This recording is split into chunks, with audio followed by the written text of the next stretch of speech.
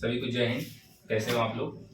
आशा करते हैं आप लोग अच्छे होंगे। दोस्तों, आज मैं बहुत खुश हूँ क्योंकि हमसे मिलने हमारे परम मित्र देवरिया के पावन धरती से गोरखपुर के पावन धरती पे आए हुए हैं। तो दोस्तों, ये रेलवे के एस्पिरेंट रहे हैं अभी रहे नहीं हैं, और इनका मतलब तैयारी भी काफ़ी अच्छा खासा है और बाकी कई सारे एग्जाम दिए हुए हैं रेलवे का। उसमें सिलेक्शन बहुत ही में मतलब बहुत पास आ चुके हैं सिलेक्शन के, ज़्यादा दूर नहीं है, एक कदम दूर है मान सकते हो आप लोग। तो दोस्तों, आज इनसे हम लोग जानेंगे कि रेलवे मतलब कैसे इनका विचार आया कि हमें रेलवे में जाना है, और इनसे आप लोग कुछ सीखिएगा। अगर जो भी रेलवे का स्टूडेंट होंगे, चाहे कोई भी कंपटीशन की तैयारी कर रहे होंगे, आप लोग इनसे थोड़ा सा मोटिवेशन लीजिएगा, क्योंकि हमारे भाई मतलब क्या बताएं, मतलब बहुत ही सफल व्यक्ति को कर सकते हैं हम लोग। आइए इनसे पूछते हैं हम लोग। ये आप लोग पहले हाय दोस्तों, नमस्कार। बहुत बहुत धन्यवाद मित्र हमारे, जो आपने हमें मौका दिया अपने चैनल पे। मेरा नाम दिवाकर चौरसिया है और आज हम लोग रेलवे अप्रेंटिस पे डिस्कशन करेंगे कि कैसे क्या होता है, क्या करने के बाद आप रेलवे से अप्रेंटिस कर सकते हैं और कैसे आप रेलवे में आसानी से जॉब पा सकते हैं। तो हम ये जानेंगे सबसे पहले कि आपके अंदर ये विचार कैसा है कि मुझे रेलवे में जाना है, मुझे अप्रेंटिस करना है, कैसे मतलब ये विचार आया आपके? जैसे शुरू से ही मतलब टेक्निकल चीज़ें हमें जानने का उत्सुक रहता था हमारे अंदर। तो मैं इंटर करने के बाद मैं ITI किया फिटर ट्रेड से, गवर्नमेंट ITI देवरिया से। और उसके बाद से मैं गोरखपुर रेलवे से अप्रेंटिस के लिए निकला, जिसमें मेरा नाम वो सिलेक्शन लिस्ट में आया और मैंने अप्रेंटिस 8 दिसंबर 2023 से स्टार्ट किया, जो 7 दिसंबर 2024 को कंप्लीट हुआ। तो अभी मैं स्टडी पीरियड में ही हूँ।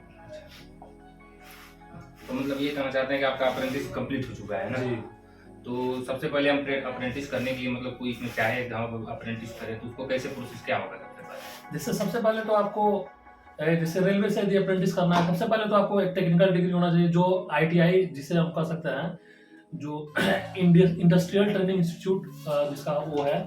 और जैसे 2 साल का कोर्स होता है, कुछ 1 साल का कोर्स होता है। यदि 2 साल का आप कोर्स किए हैं तो आपको 1 साल का अप्रेंटिस करना होगा, और 1 साल का यदि आप वो ITI किए हैं तो 2 साल का आप अप्रेंटिसशिप कर सकते हैं। तो मैंने तो फिटर ट्रेड तो 2 साल का ही होता है, जिसके चलते मेरा अप्रेंटिसशिप 1 साल चला पूरा।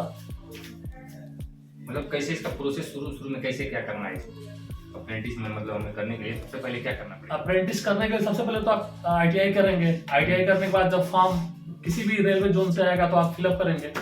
और सबसे बड़ी बात है कि यदि आप रेलवे में जॉब करना चाहते हैं तो एक खास करके ये होना चाहिए कि आपका 10th में परसेंटेज जो है वो यदि 80 प्लस है, 80 प्लस मतलब वो, और उसके बाद से आपका रेलवे जो आपका ITI किए हैं उसमें भी यदि 80 प्लस है तो आपको रेलवे से अप्रेंटिसशिप करने के लिए बहुत ही आसानी हो जाएगा, आपका सिलेक्शन जल्दी हो जाएगा। अच्छा, मतलब यदि परसेंटेज बढ़िया रहे तो परसेंट, हाँ, क्योंकि ITI और 10th के परसेंटेज के एवरेज के हिसाब से सिलेक्शन होता है।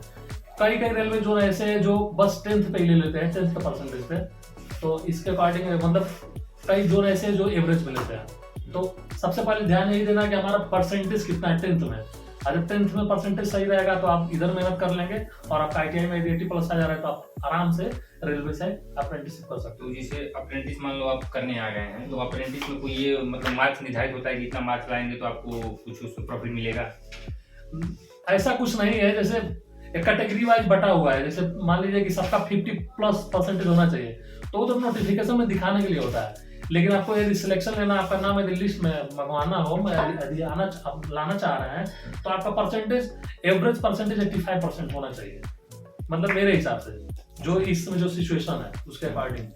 इसे मान लो जो अप्रेंटिस कर लिया है, अगर रेलवे की कोई वैकेंसी आती है उसमें उसको मतलब बेहतर लाभ मिल सकता है? देखिए, अप्रेंटिसशिप करने से बस एक ही जॉब में, रेलवे के एक ही जॉब में आपको लाभ मिलेगा, वो भी रेलवे ग्रुप डी में। और कोई भी नौकरी खराब नहीं होता है, जैसे लोग बोलते हैं कि 4th ग्रेड की नौकरी है, ऐसा है वैसा है। इस समय रेलवे ग्रुप डी का, अभी मेरा एक दोस्त है इसमें कार्यरत है उसमें, जिसका पेमेंट अभी 38,000 है। तो 38,000 इस टाइम के मतलब इस समय में कोई कम नहीं है। नहीं, तो रेलवे से अप्रेंटिस करने के बाद आप रेलवे ग्रुप डी में ही जा सकते हैं। बस एक फायदा और मिल सकता है रेलवे टेक्नीशियन में, यदि आपके साथ कोई रेलवे टेक्नीशियन का फॉर्म डाला है, यदि आपका ही ट्रेड का है, यदि आप अप्रेंटिसशिप किए हैं और अप्रेंटिस नहीं किया है, तो first priority goes to you, मतलब आपके, हाँ आपको मिलेगा फर्स्ट प्रायोरिटी, उसको नहीं मिलेगा। ये मतलब अपने लिए फायदा है। ये फायदा है। और रेलवे में मतलब इससे नौकरी लेना भी ग्रुप डी में आसान हो जाएगा। हाँ आसान और हो जाएगा। बाकी जो बाकी पोस्ट है उसमें मतलब नहीं मिलता है, नहीं इसमें जनरल हो जाता है। हाँ उसमें जनरल हो जाता है। लेकिन इस टाइम तो आप लोग देख ही रहे हैं, ग्रुप डी में सबको हर एक पोस्ट पे अलाउ कर दिया जो 10th पास है। तो लेकिन एक बात है, अप्रेंटिसशिप वालों के जितना वैकेंसी है उसका 20% कोटा है। जैसे मान लीजिए गोरखपुर रेलवे जोन में 400 सीट है तो उसका 20% मान लीजिए कि 80 सीट आपका हो जाएगा उसमें।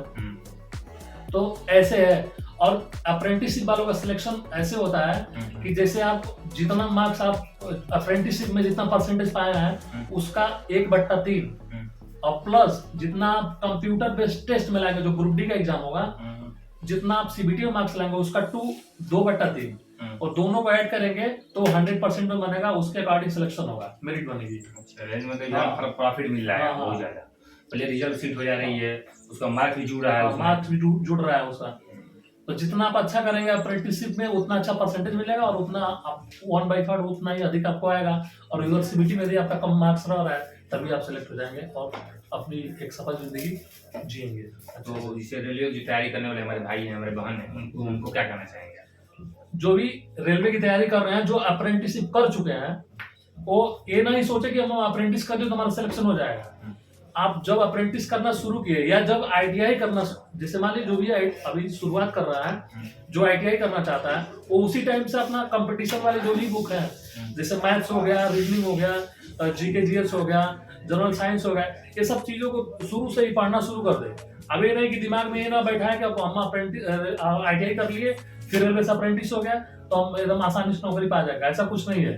इस समय कंपटीशन बहुत ज्यादा बढ़ गया है, अप्रेंटिस में भी कंपटीशन है। क्योंकि अभी तक का 2018 से लेकर के 2024 तक लगभग 42,000 बच्चे जो अप्रेंटिसशिप कर चुके हैं रेलवे से। अब आप लोग समझ सकते हैं कि इस टाइम 32,000 पोस्ट आया है, उस पर 20% आप लोग का है, वो भी हर एक जोन का अलग अलग है। उसमें ऑलरेडी 40,000 अप्रेंटिसशिप कर चुके हैं। कंपटीशन कितना हो सकता है आप लोग खुद अनुमान लगा सकते हैं। इसीलिए अभी से ही जब से आप आईटीआई करना शुरू करें तब से ही आप पढ़ना शुरू करें, तब से ही मतलब तब से लग जाइए, क्योंकि लगे रहेंगे तभी आगे चल के कंपटीशन में आप आगे आ सकते हैं।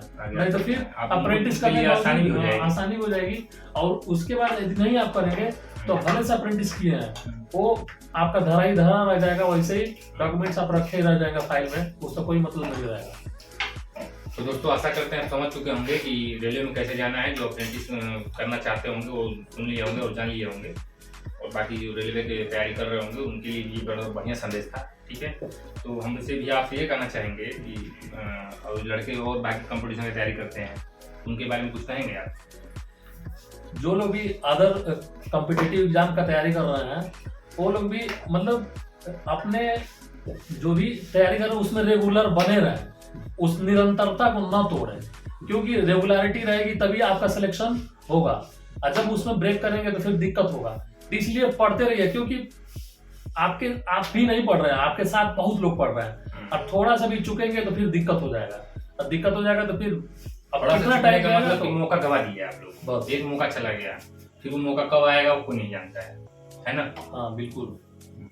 तो और लड़के बाकी अपने भाई हैं, कल उनका फिजिकल भी होने वाला है, 10 तारीख से स्टार्ट है रनिंग, वो अपना रिटन पास करके आए हुए हैं, उनके बारे में मैं उन लोगों को यही कहना चाहूंगा कि आप लोग इतना मेहनत करके एग्जाम पास किए हैं और आप लोग का लास्ट स्टेज चल रहा है। भगवान से यही दुआ करते हैं, प्रार्थना करते हैं कि आप लोग का सबका दौड़ निकले, और आप लोग जिस टाइम आप लोग को दौड़ना है उस टाइम आपका मनोबल कम ना हो, आप मनोबल पे बढ़ा करके एकदम अपना 100% देने की अपना वो 100% देने का पूरा मतलब कोशिश करेंगे आप लोग। तो दोस्तों आप लोग समझ गए होंगे, और जो हमारे भाई बहन कल आने वाले हैं, जो भी मतलब हमारे पहले बहनों का है रनिंग, तो अपना आएंगी तो अपना बढ़िया तैयारी कर ही रहे होंगी और करके ही आएंगे कल। तो आप लोग कोशिश यही कीजिएगा अपना 100% रनिंग में दे दें, क्योंकि ये एक मौका है कि यहाँ से आप लोगों का लाइफ मतलब बन सकता है। फिर आपको आगे जो भी करना होगा आप कीजिएगा, लेकिन फिलहाल यहाँ से आपको लाइफ स्टार्ट हो जाएगी। तो जो भी कल आने वाले हैं हमारे दोस्त भविष्य मतलब 10 तारीख के बाद, उनको सभी को बहुत बहुत बधाई। और आप भैया सब सीख ही गए होंगे, बाकी भी कभी नेक्स्ट में आएंगे तो इनसे हम मतलब बुक के बारे में डिस्कशन करेंगे। अभी जो मौखिक था आपको बता दिया गया है, बाकी जो बताएंगे कैसे कोचिंग किए हैं, कहाँ ऑफलाइन किए, ऑनलाइन किए, कैसे क्या किए हैं, उनके बारे में पूछा जाएगा, फिर बताएंगे भैया। बाकी आप लोग अपना करने से बेहतर तैयारी करते रहिए, और जिनका रनिंग है उनको बहुत बहुत बधाई, आप लोग पूरा दीजिएगा 100%। ठीक है दोस्तों, भैया आप कुछ बता दीजिए लोगों चैनल के बारे में। आप लोगों से ये आग्रह है कि हमारे परम मित्र का जो चैनल है उसको सब्सक्राइब करें और बेल बटन को प्रेस करें, जिससे कि आप लोगों को नोटिफिकेशन आप लोगों के आपके पास पहुंचे और जो भी जानकारी होगी आप लोगों के पास पहुंच जाएगी। ठीक है दोस्तों, तो फिर मिलेंगे नेक्स्ट वीडियो में, तब तक के लिए जय हिंद। और आप लोग चैनल को सब्सक्राइब कीजिएगा और वीडियो को शेयर कीजिएगा, लाइक कीजिएगा, और रनिंग जो पास करके आएगा वो कमेंट जरूर करके बताएगा कि हम रनिंग पास किए हैं इतना मिनट में, जो भी होगा सब बताएंगे आप लोग। ठीक है दोस्तों, तो फिर जय हिंद। जय हिंद।